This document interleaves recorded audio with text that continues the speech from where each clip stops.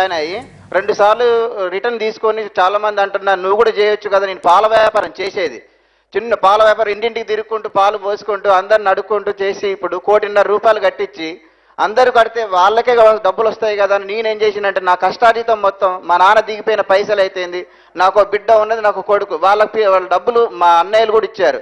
మా అన్నయ్యలు మొత్తం 5 అన్నదమ్ములం, అందరిలో దౌర్జన్యం అసలు దౌర్భాగ్య స్థితి ఎవరిది అంటే నాదే. ఎందుకంటే మిగతా 4 అన్నదమ్ములలో ఒక ఆయన ఆర్మీ, 2 సింగరేణి ఎంప్లాయీస్ ఉండి ఒక ఆయన మేనేజర్గా పనిచేస్తున్నాడు.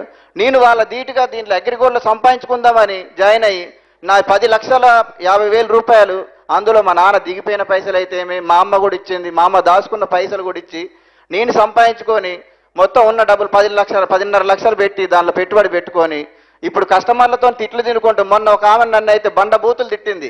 అసలు నువ్వు ఇస్తావా సస్తావా, నీ పిల్లం ఉండమోయా, అసలు నువ్వు ఎందుకు బతుకుతున్నారా భూమి మీద అని నన్ను తిడుతున్నారు. అయినా కానీ అసలు ఓపుకొని ఇంకొకటి ఏంటంటే నా పాప ఇప్పుడు 8 సంవత్సరాల పాప, ఆమె పేరు ఎట్లాగో ఆమె భవిష్యత్తు బంగారు భవిష్యత్తు ఉండాలని నేనేం చేసిన ఈకో కృష్ణ వల్లభాలో 1,65,000 పెట్టి ఫ్లాట్ తీసుకుంటే 20 సంవత్సరాలకు 20 లక్షలు వస్తాయి అనుకుంటే నేను కూడా మా అన్నదమ్ములతో పోటీగా నేను కూడా నాకు ఒక స్థానం ఉంటుంది అన్నట్టు నేను చేసుకున్నాను. ఇప్పుడు నేను అసలు చనిపోయే స్థితికి వచ్చాను. నిన్న సాయంత్రం కూడా ఒక కస్టమర్ ఫోన్ చేసి నువ్వు చస్తావా అసలు నీ సంగతి ఏందని చెప్పమంటున్నారు. కావున పవన్ కళ్యాణ్ గారికి మీరు తలుసుకుంటే జనం కోసం ఎంతో పోరాడుతున్నారు, మా కోసం ఒక 1,200 కోట్లు తక్షణంగా మీరు రాష్ట్ర ప్రభుత్వం ద్వారా ఇప్పించేసి 40 లక్షల మంది కుటుంబాలను ఆదుకోవాలని కోరుకుంటున్నాను. వాస్తవంగా మాట్లాడుకోవాలంటే ఈ రోజున బాధ్యతలకు బాధలు ఏ విధంగా ఉన్నాయని అంటే ఇదే విజయవాడ నడిబొడ్డులో ఒక వృద్ధ దంపతులు ఇద్దరు కాళ్ళకి చేతులకి తాళ్లు కట్టుకొని పొరపాటున మళ్ళా బతుకుతామేమో, బతికితే ఈ బాధ ఎట్టా పడాలనే ఉద్దేశంతో కృష్ణానదిలో మునిగిపోయి చనిపోయినటువంటి పరిస్థితి ఈరోజు అగ్రిగోల్డ్ బాధితులది. మరి అదేవిధంగా రైలు కింద తలకాయ పెట్టి చూస్తా ఈ బాధల నుంచి విముక్తి పొందాలనే ఆలోచనతో చనిపోతున్నటువంటి పరిస్థితి.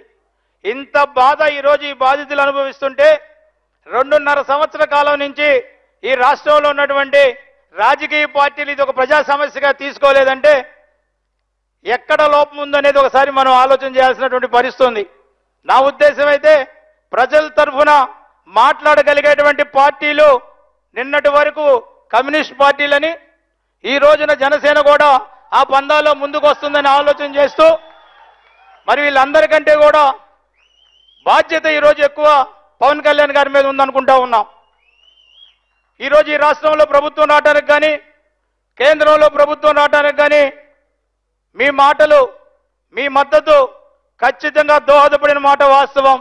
మరి పాలకులు మర్చిపోయారేం కానీ ప్రజలైతే మర్చిపోలేదనే దాన్ని మరలా మీ దృష్టిలో ఒకసారి తీసుకొస్తూ అదేవిధంగా విజయనగరానికి సంబంధించినటువంటి రమాదేవి గారిని కూడా ఒక 2 నిమిషాలు మాట్లాడవలసిన కోరుతున్నాం.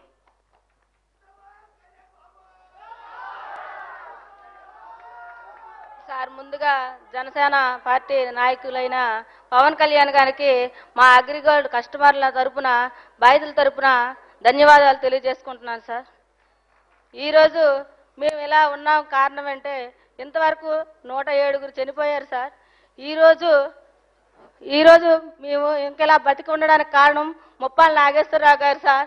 మాకు మీ అంత నేనుంటాను, మీ తోడుగా నేను వస్తాను, మీతో పాటు నేను పోరాడతాను, మీకే భయపడకండి, మీరే ఎటువంటి నిర్ణయాలు తీసుకోవద్దు, మీరెవరూ చనిపోవద్దు, మీకు అండగా నేను ఉంటానని మాకు ఎన్నిపొడిచి ఈరోజు జీవన విధానం బతుకుతా ఉన్నాం అగ్రిగోల్డ్ బాధితులంతా కూడా. అంతేకాకుండా ఈరోజు డబ్బు వస్తుందో రాదో అనేటువంటి మదన పడి ఒక పక్క ఉరితాడు పెట్టుకుంటున్నాడు మెల్లో, ఒక పక్క భార్య మాంగళ్యం తెచ్చడానికి సిద్ధపడతా ఉన్నాడు అగ్రిగోల్డ్ బాధితుడు.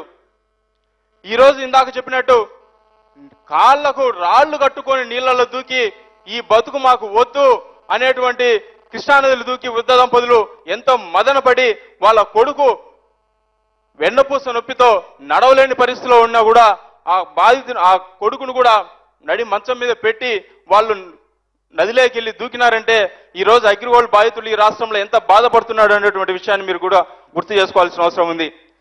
అదే కాకుండా చాలా రెక్కల కష్టంతో రిక్షా దొడుక్కొని అగ్రిగోల్డ్లో సొమ్ము కొట్టాడు. కొంతమంది అడుక్కుండోళ్ళు సైతం ఈరోజు అగ్రిగోల్డ్లో డబ్బులు కట్టి ఉన్నారు. వాళ్ళంతా కూడా ఈరోజు బాధపడతా ఉన్నారు. ఈరోజు మేము 2 సంవత్సరాల ఉద్యమ ఫలితంగా ముప్పాళ్ళ నాగేశ్వరరావు గారి నాయకత్వంలో నిన్న జరిగినటువంటి 18 రోజుల ఉద్యమంని 7 రోజుల్లో ఆమరణ నిరాహార దీక్ష చేసి ఉద్యమ ఫలితంగా చంద్రబాబు గారు కొన్ని హామీలు ఇచ్చారు. ఆ హామీలన్నీ కూడా ప్రభుత్వం తరపు నుంచి ఒక బాధ్యతగా అవన్నీ కూడా బాధితులకు చెల్లించాలని మీ తరపున వారు కోరి ఖచ్చితంగా బాధితులకు న్యాయం చేయాలని కోరుకుంటూ సెలవు తీసుకుంటా ఉన్నాం.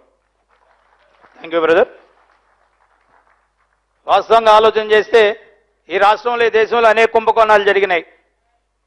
అవి ప్రభుత్వానికి మనం కట్టినటువంటి పన్నుల రూపంలో వచ్చినటువంటి వాటిల్లో కుంభకోణాలు జరిగి ఉన్నాయి. కానీ డైరెక్ట్గా ఈ రోజున ఒక నిరుపేద నుంచి జోబులో నుంచి డబ్బులు కొట్టేసినటువంటి కుంభకోణం ఏదైనా పెద్ద కుంభకోణం ఉందంటే అది అగ్రిగోల్డ్ కుంభకోణంగానే భావిస్తా ఉన్నాం.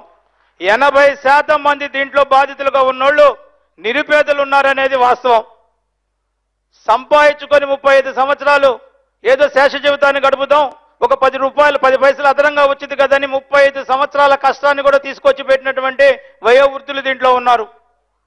మరి ఇంత పెద్ద బాధ గత 2.5 సంవత్సరాల కాలం నుంచి జరుగుతూ ఉంటే గత పాలకులు కావచ్చు, ఇప్పుడు పాలకులు కావచ్చు, పట్టించుకోకపోవడానికి కారణం ప్రశ్నించే వాళ్ళు లేకపోవటం ఒక కారణం అయితే, మా బోటోళ్ళం మేము ప్రశ్నిస్తున్నటువంటి ప్రశ్నకి మద్దతు తెలపలేనటువంటి నాయకులు ఈ ప్రపంచంలో, ఈ దేశంలో, ఈ సమాజంలో ఉండటం కూడా ఒక భాగంగా భావిస్తూ ఇప్పటికైనా సరే మేము సాధించినటువంటి కొత్త విజయానికి మీ తోడ్పాటును అందించి గట్టి భరోసా వచ్చే రీతిలో ప్రభుత్వం ఖచ్చితంగా అగ్రిగోల్డ్ బాధితులకి పూర్తి బాధ్యత నాదని స్టేట్మెంట్లు ఇవ్వటం కాకుండా ఆచరణలో పెట్టే విధంగా మన పవన్ కళ్యాణ్ గారు ప్రభుత్వం చేత పనిచేపిస్తారనేటువంటి విశ్వాసాన్ని మేము వ్యక్తపరుస్తూ, మరి అదేవిధంగా తణుకు నుంచి ఈరోజు ఈ రాష్ట్రంలో ఉన్నటువంటి మహిళా బాధితుల తరఫున వాళ్ళ బాధ్యతను తీసుకున్నటువంటి నాగలక్ష్మి గారిని కూడా మాట్లాడవలసిన కోరుతున్నాం.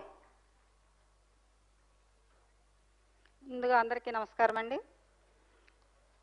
మనకి సపోర్టింగ్గా వచ్చిన జనసేన అధినేత మీ గోడు నా నోట వినిపిస్తానంటూ, ఈ నెలకి మీకు నేనున్నాను అంటూ, మీ తరపున నేను మాట్లాడతాను అంటూ ఈ వేదికగా ఇక్కడ ఇచ్చేస్తున్న పవన్ కళ్యాణ్ గారికి నా కృతజ్ఞతలు తెలియజేసుకుంటున్నాను మనందరి తరపున. గత 2.5 సంవత్సరాలుగా ఎన్నో దీక్షలు, ధర్నాలు, ర్యాలీలు చేస్తూనే ఉన్నాం. కానీ చంద్రబాబు నాయుడు గారు ఎక్కడ స్పందించింది లేదు. ఇప్పటికీ 110 మంది చనిపోయారండి. అది ఇప్పుడు మన ఈ మధ్యన చేసిన 18 రోజుల దీక్ష కార్యక్రమానికి స్పందించారు. ఆ స్పందించలేదో ముందుగా స్పందించుంటే ఎంతమంది చనిపోయి ఉండేవారు కాదు. ఆర్థిక నేరాలకు బాధపడింది కంపెనీ, ఆర్థిక మోసాలు చేసింది అన్ని చెప్పుకొస్తా ఉన్నారు. ఆర్థిక మోసాలు చేయడానికి కంపెనీ మోసం చేయడానికి పర్మిషన్ ఇచ్చింది ఎవరండి? మీరు కాదా? మీ గవర్నమెంట్ ఉద్యోగులు కదా? మీ నాయకులు కాదా? ఆ రోజు అవార్డులు రివార్డులు ఎందుకు ఇచ్చారు? మీరు కంపెనీ నిరుద్యోగాన్ని పారద్రోలుతుంది అనేసి రివార్డులు ఇచ్చారు. ఈ రోజేమో ఆర్థిక నేరాలకు పాల్పడుతుందంటూ తప్పించుకు తిరుగుతున్నారు. అగ్రిగోల్డ్ ఆస్తులు వేలాది కోట్ల రూపాయలు ఉన్నాయని ఆ రోజు కితాబులు ఇచ్చారు. ఇప్పుడు వాల్యూ లేదు అంటున్నారు. అవన్నీ ఎవరు పట్టణ పెట్టుకుంటున్నారు మీరు ఆస్తులన్నీ అని మేము ప్రశ్నిస్తా ఉన్నాము. ఈ యొక్క సభకి విచ్చేసిన పవన్ కళ్యాణ్ గారికి మేము వినిపిస్తా ఉన్నాము. ఇందులో ఎంతో మంది లేడీస్ ఉన్నారండి. వాళ్ళు బయటకు రాలేక, ఇంట్లో ఉండలేక, ఇంట్లో హస్బెండ్ చేత, బయట కస్టమర్ల చేత ఎన్నో నానా విధాలుగా బాధలు పడుతూ ఉన్నాం. మా అందరి కష్టాన్ని కూడా తీర్చి మా గోడు మీరు విని మీ నోట మా బాధలు వెలగకి గవర్నమెంట్ వారికి కాస్త తెలియజేస్తారని వేడుకుంటూ సెలవు తీసుకుంటున్నాం. థ్యాంక్ యూ అమ్మా. అదేవిధంగా విజయనగరం నుంచి వచ్చిన నాయుడు గారిని కూడా టయాన్ని దృష్టిలో పెట్టుకుని 2 నిమిషాలు మాట్లాడవచ్చు. Thank you sir. అగ్రిగోల్డ్ బాధితులను ఉద్దేశించి వారి యొక్క సమస్యలను పూర్తిగా తెలుసుకొని పరిష్కరించే దిశలో తన వంతు కృషిని అందిస్తానని స్వయంగా ఈ యొక్క మీట్ని ఏర్పాటు చేసినందుకు జనసేన పార్టీ అధ్యక్షుల వారికి మరియు వారి బృందానికి మన అగ్రిగోల్డ్ బాధిత సంఘం తరపు నుంచి ప్రత్యేకంగా కృతజ్ఞతాభివందనాలు తెలియజేస్తా ఉన్నాం. మరి నేటికి 2 సంవత్సరాలు పైచులకు కావస్తుంది. రాష్ట్ర నలుమూల నుంచి ఇతర రాష్ట్రాల నుంచి కూడా మన యొక్క సమస్యలు గ్రామ పంచాయతీ సర్పంచ్ నుంచి గౌరవ ముఖ్యమంత్రి వరకు, విఆర్ఓ నుంచి కలెక్టర్ వరకు ప్రతి ఒక్కరికి కూడా వినతి పత్రాల రూపంలో కూడా చెప్పుకోవడం జరిగింది.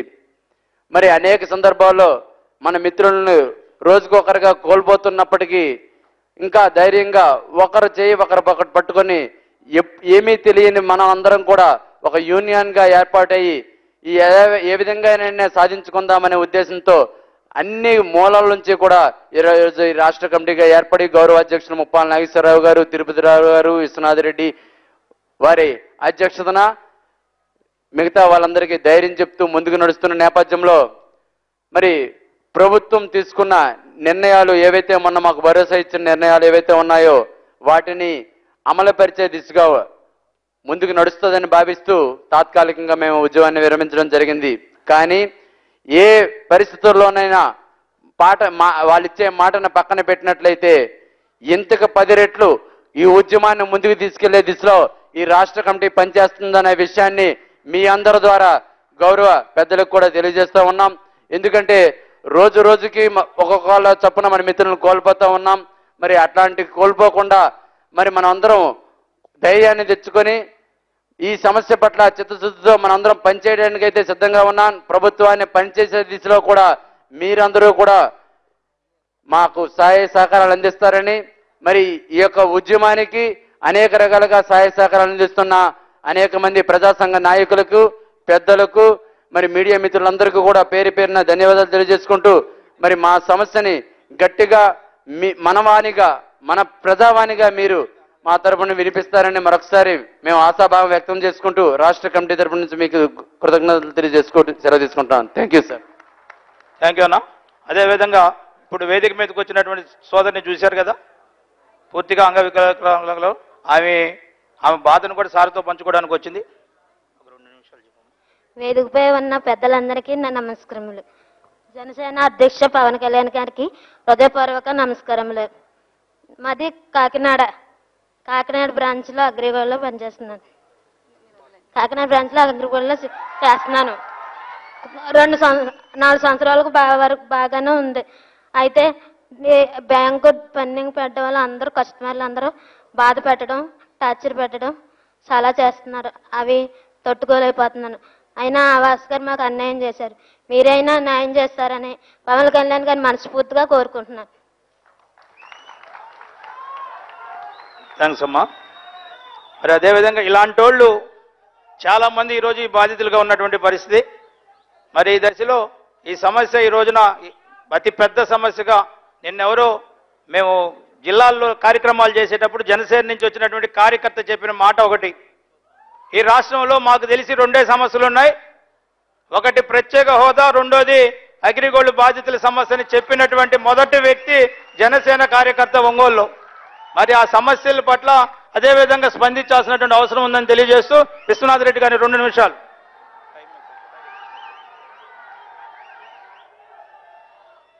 Thank you sir. మన కోసం ఈరోజు ఈ అగ్రిగోల్డ్ బాధితుల సమస్య ఒక రాష్ట్రాన్ని కాదు, కొన్ని రాష్ట్రాలది. ఈ సమస్యను అవసరమైతే దేశవ్యాప్తంగా అయినా కూడా ఎక్కడైతే మన దేశ రాజధాని ఉందో అక్కడికెళ్ళి బీజేపీతో అయినా అవసరమైతే మాట్లాడి మీ సమస్యను సాల్వ్ చేయడానికి నేను వస్తానని చెప్పిన మన పవన్ కళ్యాణ్ గారికి మనందరి తరఫున హృదయపూర్వక ధన్యవాదాలు తెలియజేసుకుంటూ